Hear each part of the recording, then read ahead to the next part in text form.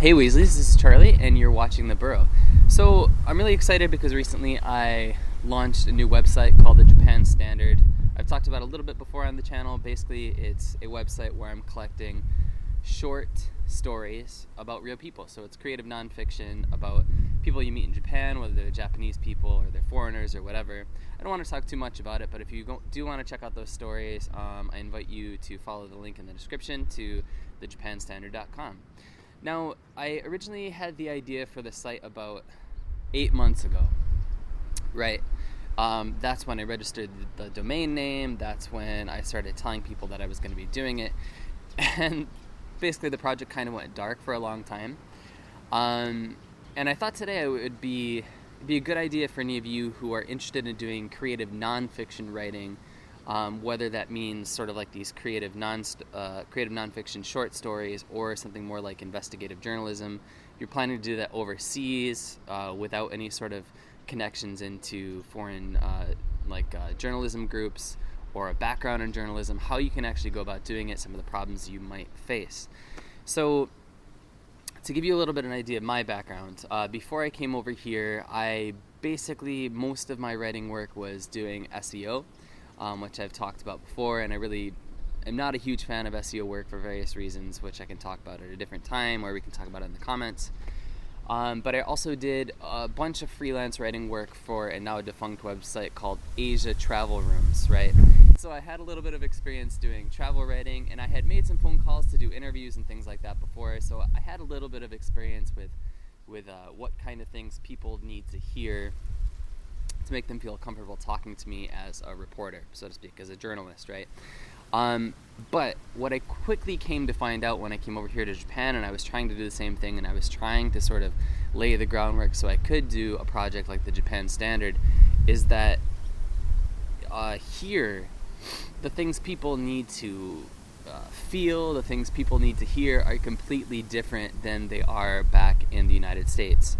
So basically, back in the United States, when we would call up a business to get a quote for a story that we were newsjacking, most businesses were really, really excited just for that chance at some exposure, right? They very, very seldomly were like, okay, well, where are you calling from? Like, what is this going to mean anything negative for my business? Blah, blah, blah, things like that, right? They didn't really care about the source. They just wanted the exposure. And that was pretty much true across the board. There were a couple times when you had more savvy business owners who were like, okay, well, where is this going to be published? Where are you calling from? What can I expect as far as, traffic to my business website or something like that? Like, what are you going to give me to give you this interview, right? That makes a bit more sense as far as a bit of like smart business practices. But over here, in Japan, things are a lot different. And of course, I'm going to be talking about this in the context of Japan because that's what I'm experiencing. But I'm sure it applies to other places as well. So over here in Japan, I tried to start making these sort of connections and start getting interviews almost from probably about the third month that I was here, once I started feeling comfortable in my surroundings. But what I found immediately is that always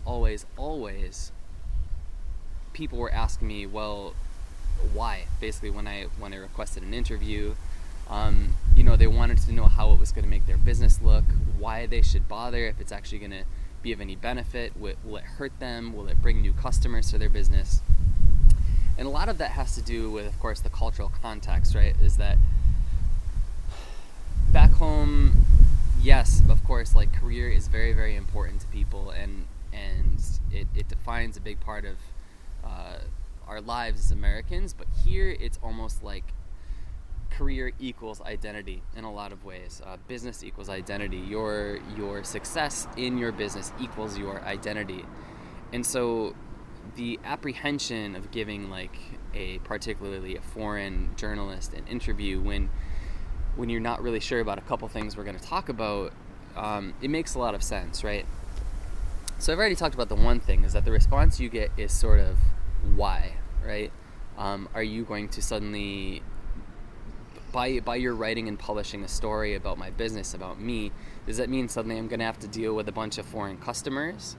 And in a place like where I live, dealing with a bunch of foreign customers probably isn't a very exciting idea, because not a lot of people around here speak English. It may be more of a headache than it's worth to get all those foreign customers in there, so that's something they have to think about.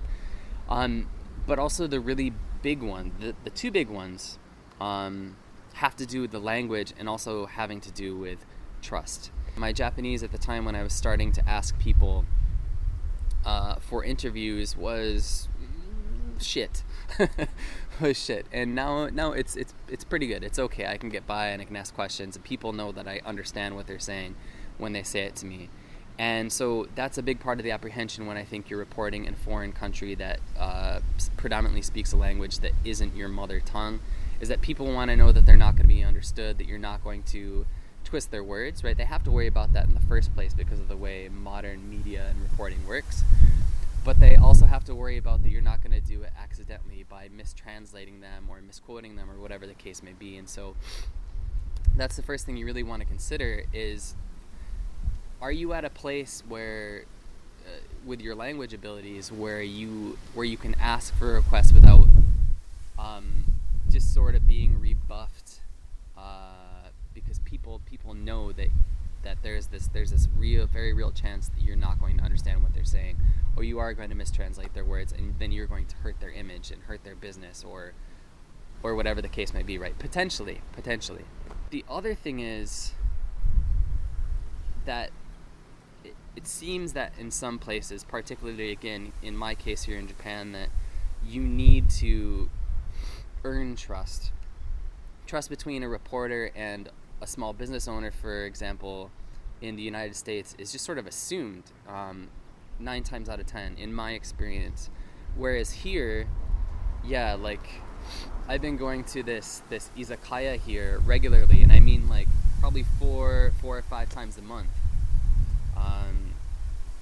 In interacting with this business owner, he's now a friend of mine, and I'm just now getting a response from him that's like, okay, well maybe let's revisit that interview idea, right?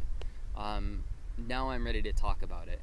And this has been the case with this local soy sauce maker that I've been talking with, who's finally agreed to give me an interview. I got one this past week.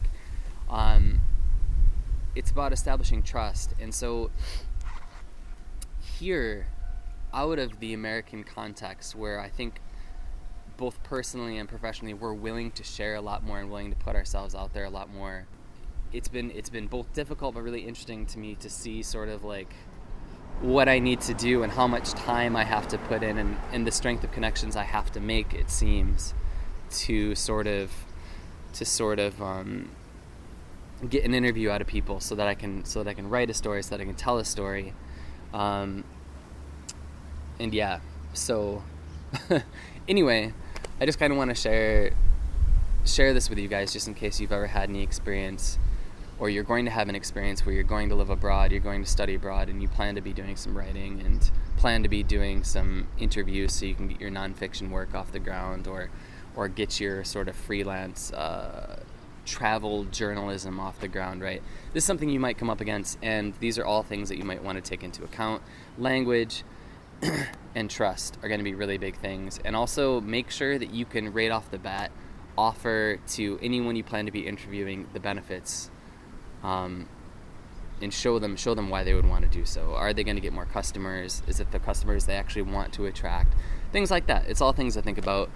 And if you can think about these things and you take them to an account, you're going to have a lot less situations where you're going to ask and you're going to be pretty much immediately refused, politely or otherwise, right? So anyway, that's all for me today, guys. Let me know down in the comments below your experiences with this. Let me know what you think about my experiences, of course, and thanks all for watching. Please check out thejapanstandard.com, or if you want to follow how I'm writing, the experiences I have while trying to write both this creative nonfiction project and my fiction projects, you can of course follow the link in the comments below, or in the description below, to my author website, so to speak. So thanks always for watching. Please check out all of our other videos here on The Burrow. I know Emily just launched her webcomic Kingdom Come, which you guys should definitely check out, and I'm sure she'll have some videos about that very soon indeed.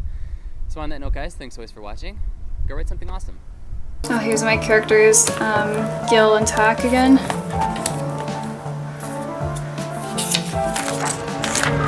And some of the other characters that are gone from the story now. and the princess who looks completely